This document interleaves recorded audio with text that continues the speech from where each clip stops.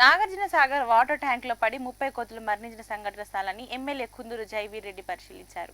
వేసవి కాలం కనుక ఎండ తీవ్రత భరించలేక మంచినీటి కోసం వెళ్లిన కోతులు వాటర్ ట్యాంక్లో పడి మృత్యువాత పడ్డాయి. ఇకపైన ఇలాంటి సంఘటనలు పునరావృతం కాకుండా తగు చర్యలు తీసుకోవాలని అధికారులు సూచించారు. ఇటీవల Nagarjuna Sagar MLA camp office ని ఖాళీ చేపిస్తే మాజీ ఎమ్మెల్యే నోముల భగత్ రాజకీయంగా వాడుకుంటున్నాడని మండిపడ్డారు.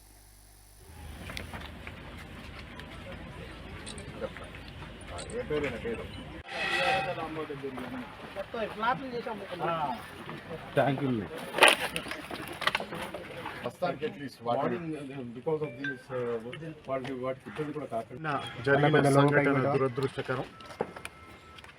ఒక 30-40 కోతులు వాటర్ ట్యాంక్లో ఎండను తట్టుకోలేక నీళ్ళ కోసం వాటర్ ట్యాంకుకున్న రేకులను తొలగించి ఆ నీళ్లు తాగేందుకు ప్రయత్నం చేస్తున్న తరుణంలో అవన్నీ ఆ నీళ్ళ ట్యాంకులో పడి చనిపోవడం జరిగింది. మూగజీవాలకి వన్యప్రాణులకి ఇటువంటి సంఘటన జరగడం చాలా దురదృష్టకరం.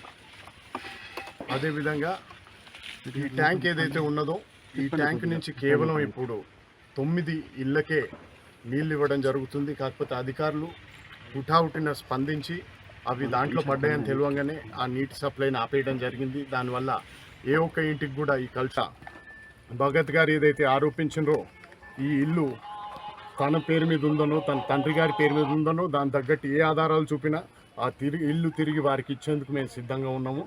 అంతేవిధంగా భగత్ గారు చెప్పినట్టు తగిన బుద్ధి ఇప్పటికే చూపిరు. మళ్ళీ జరుగుతున్న ఎన్నికల్లో కూడా తప్పకుండా టీఆర్ఎస్ పార్టీ నాయకులకి వాళ్ళకి తగిన బుద్ధి చెప్తారన్న